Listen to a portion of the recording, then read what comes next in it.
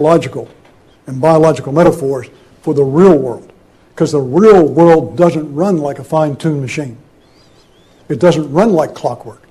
So if those are what we're doing in business and industry, most business and industries, in the military, the wrong metaphors. This is the metaphor I used before. It's flawed because none of these pieces will move until somebody reaches down and picks them up. There's no soldier there who has an accidental discharge of his rifle that gives away the night attack. There's no tank that takes the wrong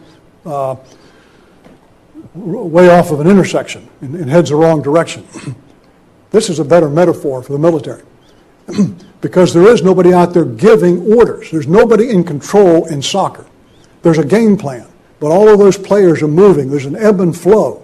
And there's discussion as they move, but nobody's in control. It's out of control except for this grand design of how it's going to be played within the rules. So these are better metaphors. Of course, this is what we normally think of, and what I don't like is that command comes down and control comes down. What I'm suggesting is command comes down, control is the feedback loop. Control is the feedback loop. And when I tell you this, what I'm going to give you $1 million tool as we wrap up here, remember, this is the key, what comes back up. I get excited when I hear folks talk about battle management. And you may have similar terms. What hubris to think that anybody could manage a battle. A battle has its own dynamics. It unfolds in ways unique to every battle. It's like me saying, I'm going to take this canoe and I'm going to put it in this mountain stream, and guess what? I'm going to control that canoe as we go down the stream. I'm also going to control the stream. Now, the stream has its own dynamics. I'm lucky if I control my canoe as it goes through that environment. No one controls the environment. You might be able to have some control of what you do in your organization, but not the environment itself. There are these emergent behaviors, these cascading effects that you can't do anything about. Here's a good question for you. With social insects like ants and bees, where's the general? Where's the sergeant? From what scientists tell us, except for reproductive purpose, there doesn't seem to be any sort of a hierarchy inside of these communities. Well, how can that be? Ants build elaborate structures. They go to war in an organized fashion. They gather food. How do they do it? Well, it's simple. This is your $1 million tool. In the DNA, they have chemical codes. And for example, when you have scout ants out looking for food, if they find food, as they go back to the nest, they lay a pheromone or a perfume. Any ant that goes over that, its DNA tells it to go upstream of the perfume to where the food is and lay perfume or pheromone as it goes back to the nest. The more food, the more ants get to it, the wider this highway of smell becomes, the more ants it attracts, the quicker the job is done. So this is what happens in biological life. Now there's something been going on now, it started at the Santa Fe Institute, called artificial life. Don't get excited, no moral issues, no cloning, nothing to do with embryos. This is trying to replicate what life is like in a computer. And what they found is really interesting. The most complex systems have the simplest rules. The simplest systems have the most complex rules.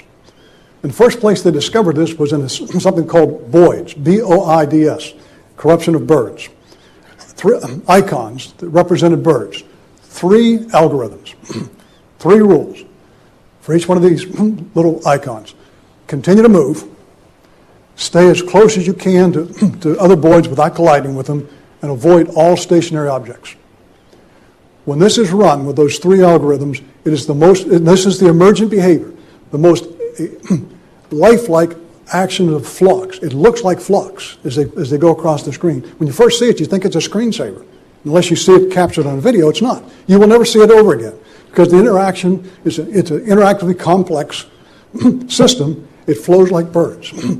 Just type artificial life into Google, and you'll find there's a rich body of information out there about these things now. BOIDS was the first one. In fact, you've seen it and didn't recognize it. Any modern movie now uses this to do it. Jurassic Park was the first to do it, where they use these kind of codes. The first time I saw BOIDS, they did a split screen with Disney animation. the Disney animation was 10,000 lines of code. Hokey, where this was most natural, these three algorithms. So we're coming to what I think is the $1 million tool, and that is, in human organizations, if you have a purpose code, remember that word purpose we started with, or intent, you can drive an organization without being in control. How do you do that? I'm going to give you a military example. You always, in an organization, have to task people to do something. I suggest to you, maybe even take the extreme idea, on your computer, on the back of your handset to your telephone, write those 3 words, in order to. Right there. Never ask anyone to do something without telling them the purpose.